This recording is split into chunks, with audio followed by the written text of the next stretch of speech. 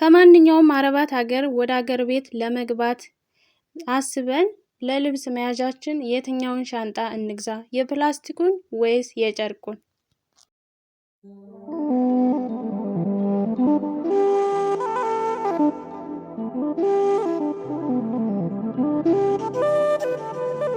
ሰላም ጤና ይስጥልኝ ውድ የተከበራችሁ የሸዋሌ ቲዩብ ቤተሰቦቼ እንዴት ናችሁ? ደህና ናችሁ ወይ? እኔ እግዚአብሔር ይመስገን በጣም ደህና ነኝ። የኔ ሰላም ይበዛ፣ የእናንተም ሰላም በያላችሁበት ቦታ በዝዝት ትርፍርፍ ይበልልኝ። ለሸዋሌ ቲዩብ አዳዲስ ከሆናችሁ ወይም አዳዲስ የተቀላቀላችሁ እንኳን ሰላም መጣችሁ ብያለሁ። ስለመጣችሁ ከልብ አመሰግናለሁ። ይህን ቪዲዮ የምታዩ ሁላችሁም በላይክ ጀምሮ አዳዲሶችም ሰብስክራይብ የደውል ምልክቷን እያጠቆራችሁ ቤተሰብ ሁኑ።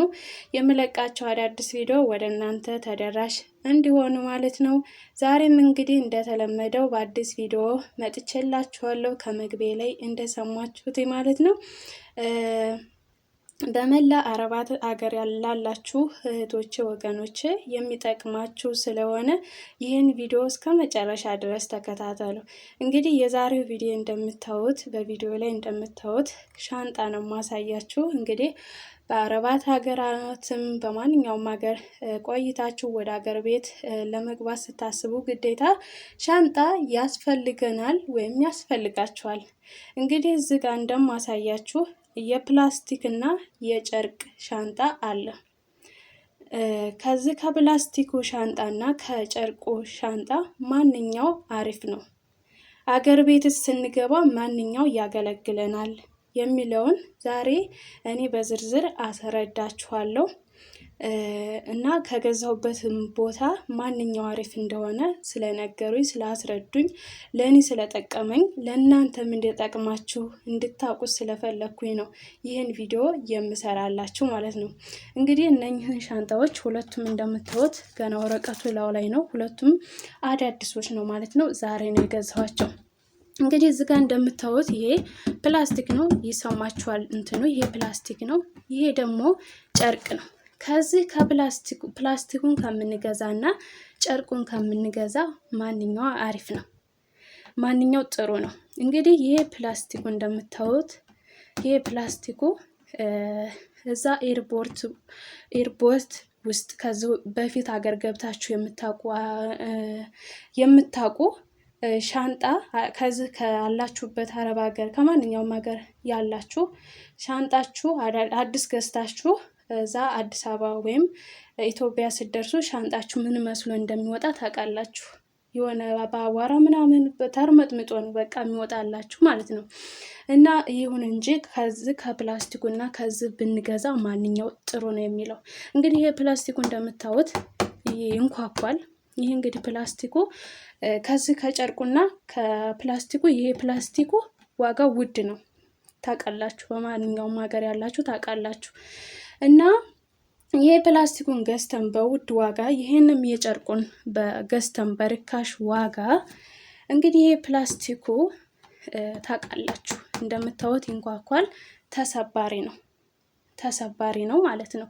ተሰባሪ ነው። እንደገና ደግሞ ዛሬ እኔ አሁን ልገዛ የሄድኩትኝ ይሄ ሁሉንም ትልቁንም ትንሹንም ፕላስቲክ ነበር ለመግዛት የሄድኩትኝ ማለት ነው። እና ሴትዮ አትግዢ አለችኝ።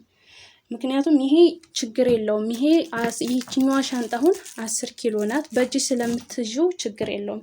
ግን ይሄን ትልቁን ፕላስቲክ አትግዢ ይሰበራል። ለምንስ በውድ ዋጋ ትገዣለሽ? ይሄ ጨርቁ እንደምታዩት እንግዲህ እዚህ ጋር ብዙ ነገር ያስገባል፣ ብዙ ነገር መክተት ይችላል። ይሄ ፕላስቲኩ እንግዲህ እንደምታዩት ከላይም ከታይም ምንም ነገር የለም፣ ከውስጥ ብቻ ነው ማድረግ የምትችሉት ማለት ነው። ስለዚህ አሁን በማንኛውም ሀገር ያላችሁ መግዛት ያለባችሁ የሚጠቅማችሁም ችግርም የማይደርስበት ይሄ የጨርቁ ነው ማለት ነው። ይሄኛው ኤርፖርት ውስጥም ሲወረውሩት ይሰበራል። ብዙዎች አሁን ኦሪጂናልም አለ ይላሉ። ግን ይሄ ተሰባሪ እስከሆነ ድረስ ከጨርቁ ነው የሚሻለው። በተለይ ደግሞ የክፍለ ሀገር ልጆች የገጠር ልጆች ከሆናችሁ ደግሞ የጨርቁ ነው የሚሻላችሁ። ምክንያቱም ወደ ክፍለ ሀገር ስንሄድ አብዛኛው ጊዜ በሰው ተሸክሞት እንደዛ ወይም በአህያ ተጭኖ እንደዛ ስለሆነ የሚሄደው ጨርቁ ነው የሚሻለው። ይሄ ፕላስቲኩ እንኳን አወላክፏቸው እንኳን ያድርገውና ፈጣሪ ቢወድቁ ይሰበራል ማለት ነው።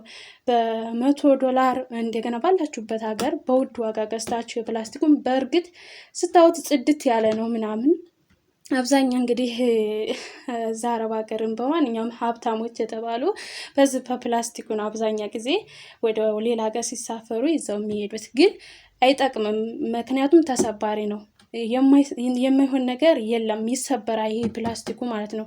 ስለዚህ ቆንጆው የጨርቁ ነው። መግዛት ያለባችሁን የፈለገ ይሁን ገንዘብ የሚኖራችሁ አይኖርም የጨርቁን ብትገዙት አገር ቤትም ስትሄዱ ይጠቅማችኋል። እንደገና ልታጸዱትም እንትን ብትሉትም ማጠብም ትችላላችሁ። ብዙ ነገር ይይዛል፣ ብዙ ነገር ማድረግ ትችላላችሁ። እንግዲህ ይሄ እንደምታዩት ይሄ ያው ትልቅ ነው ማለት ነው። ይሄ የእንትኑ የፕላስቲኩ ይከብዳል በእርግጥ ማለት ነው። በጣም እንትን ክብደት አለው ምናምን ይለያያል በጣም ማለት ነው። እና የሚሻለው ስለዚህ የጨርቁ ነው የሚሻለው ለእህቶቼ ማለት ነው። ስትገዙ የፈለገ ቢሆን የእንትኑ እንዳትገዙ፣ ይሄንን እንዳትገዙ። ለኛ አገር ቤት ወደ ክፍለ ሀገር ቅድም እንዳልኳችሁ ስትሄዱ አይጠቅማችሁም ማለት ነው። ይሄው እንደምታዩት ከውስጥ ብቻ ነው ያው ከውስጥ ብቻ ነው ያለው፣ ከላይ የለውም። ይሄውን እያያችሁት ነው። ከላይ ኪስ አለው ምናምን በጣም የሚጠቅመን ነው ይሄኛው ማለት ነው። ይሄ ግን ምንም አይጠቅም። እንደምታዩት በጣም ይንኳኳል፣ ቆርቆሮ ነው። ይሄ ፕላስቲክ ነው፣ በቃ የተሰባሪ ነው ማለት ነው። የማይሰበር ነገር የለም ፕላስቲክ የሆነ ነገር። ይሄ ጨርቅ ግን ብትወረውሩት ምንም ብታደርጉት አይሰበርም፣ ውስጡ ያለው እቃ ካልተሰበረ በስተቀር ማለት ነው። አሁን ይሄ ከላይ ፕላስቲኩ ባይሰበር ከውስጥ ምንም አይነት ጠርሙስ ብታደርጉ አይደርስበትም በእርግጥ ማለት ነው። ግን ይሄ ሻንጣው ተሰባሪ ነው፣ ይሰበራል። ጥሩ አይደለም፣ እንዳትገዙ። እኔ ራሱ የገዛሁበት ሰው እንትኖች አትግዢ ነው ያሉኝ። አሁን እነዛ የሚሸጡበት እንትኖች አትግዢ፣ እየተፈለግሽ ይሄ ኦሪጂናል ነው፣ ይሄ የጨርቁ አሪፍ ነው፣ ቢወርቅም አይሰበርም፣ በጣም አሪፍ ነው ብለውኝ ይሄንን ገዛሁኝ እላችኋለሁ። እና አሪፉ እንዳልኳችሁ የጨርቁ ነው። የጨርቁ በጣም አሪፍ ነው። ይሄ አሁን ለዕለቱ ደስ ይለናል ምናምን በቃ በውድ ዋጋ እንገዛ እንችላለን። $150 ምናምን ትንሽና ትልቅ አለ። $150 ኦሪጂናል ነው ተብሎ ማለት ነው።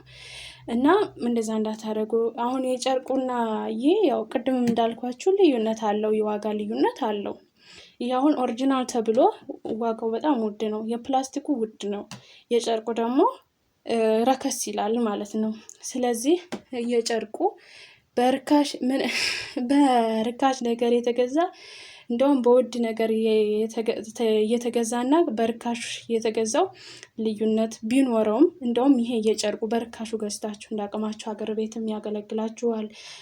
ጥሩ ቦታ አስቀምጣችሁ ምናምን በቃ ለኛ መቻነሰን ይሄ ፕላስ ተገዛ አልተገዛ እና ስለዚህ እኔም ስለጠቀመኝ እኔም ስለተረዳሁትኝ ስላስረዱኝ እናንተም እንድትጠቀሙ ኪሳራ እንዳትገቡ ይሄንን ከምታደርጉ ይሄንን ብታደርጉ አሪፍ ነው ብዬ ስለሚጠቅማችሁና ስለጠቀመኝ ስለተረዳሁኝ ነው ይሄን ቪዲዮ መሰራላችሁና ተጠቀሙበት። ሁላችሁም ይሄን ቪዲዮ ሸር እያደረጋችሁ ለብዙዎች አድርሱላችሁ። ምክንያቱም ገንዘባቸውን ኪሳራ ከሚሆኑ እንዳቅማቸው በእንትን ያው ይኸውን የሚያስፈልገን እኛ ስንሄድ ምሳሌ አሁን 23 በማንኛውም አረባት ሀገር ወደ ሀገር ቤት ስንገባ 23 ኪሎን 2 ሻንጣ ትልልቅና በእጃችን 10 ኪሎ በእጃችን ችግር የለም፣ ይሄ መግዛት እንችላለን። በእጃችን 10 ኪሎ ማለት ነው። ይሄ አሁን እኔ 10 ኪሎ ነው በ10 ኪሎ ነው በእጅ ስለሚይዘው ብቻ ነው የገዛሁትኝ እንጂ አልገዛም ነበረ። ምክንያቱም እኔ ይሄን ምክንያቱም ሰዎች እንደሚጠቀሙት አውቃለሁ፣ ግን እንደሚሰበር አላውቅም ነበረ ማለት ነው። ማለት ያን ያክል አላስተዋልኩትኝም እና የእነሱን ስላየሁኝ እኔም ለመግዛት እንትን አልኩኝ ማለት ነው። ግን ሳስበው በቃ ሳይው እንደዚህ እንትን ስለው በቃ እንደሚሰበር ደረቅ ነገር እንደሆነ ለኔ እንደማይሆነኝ ምክንያቱም የገጠር ልጅ ስለሆንኩኝ ወደ ገጠር ምናምን ሲሄድ ለኔ እንደማይጠቅመኝ አስቤ ይህንን በእጄ 10 ኪሎ የሚይዝ በእጄ ብቻ ኤርፖርት ውስጥም ሲወረውሩት እዛ ኤርፖርት ውስጥ ቢሰበርስ ይሄ በእጄ ኤርፖርት ውስጥ በእጄ ይዤ መግባት ስለምችል ያኛው ለብቻው ስለሆነ ትልቁ ለብቻው ስለሚሄድ ስለዚህ ይሄ በጀን ይሄንን ችግር የለውም ብገዛም ይሄንን ይዤ መሄድ እችላለሁ በእጄ ብዬ ይሄን ብቻ ገዛውኝ እላችኋለሁ። እና ውዶቼ ተጠቀሙበት፣ ለብዙ እህቶችም ሸራ አድርጉላቸው ይጠቀሙበት። ያወቁትን እንደዚህ ማስረዳት። አብዛኞቻችሁ ደግሞ በኮሜንት ብዙ ወሬ ታበዣለሽ ምናምን የምትሉ አላችሁ። እኔ ወሬ ማብዛት ሳይሆን የሚጠቅማችሁን ነው የምዘረዝርላችሁ። መቼም እስካሁን የሚሰራቸው ቪዲዮዎች አረብ ሀገር ላላችሁ እህቶች የሚጠቅማችሁን ነው ምሰራላችሁ። ስለዚህ ብዙዎቻችሁ ወሬ ታበዣለሽ ምናምን እያላችሁ ኮሜንት ጽፋላችሁ። እኔ የሚጠቅማችሁን ብቻ ነው ማወራችሁ፣ ቀስ ብዬ ማስረዳችሁ እንጂ የማይጠቅምን ነገር ይዤ ሶሻል ሚዲያ ብመጣ ምን ይሰራልና እባካችሁ ለኔ እኔን የሚያሸማቅቅ ነገር አትበሉ፣ አትናገሩ ማለት ነው። እኔ የሚጠቅማችሁን ነገር ይዤላችሁ ስመጣ ደግሞ እናንተን የማበረታታ በርቺ፣ እናመሰግናለሁ ነው የሚባለው። እና ለማንኛውም ወሬ አላብዛባችሁ። አሁንም ከወደዳችሁት ሼር አድርጉ፣ ካልወደዳችሁትም ምንም ማድረግ አልችልም። በአዲስ ቪዲዮ ደግሞ እስከምንገናኝ መልካም ጊዜ፣ መልካም ቆይታ ይሆንላችሁ። ወዳችኋለሁ፣ አከብራችኋለሁ። እናንተም ወዳችሁ ፈቅዳችሁ ስለምትከታተሉ ከልብ አመሰግናለሁ። ባይ ባይ።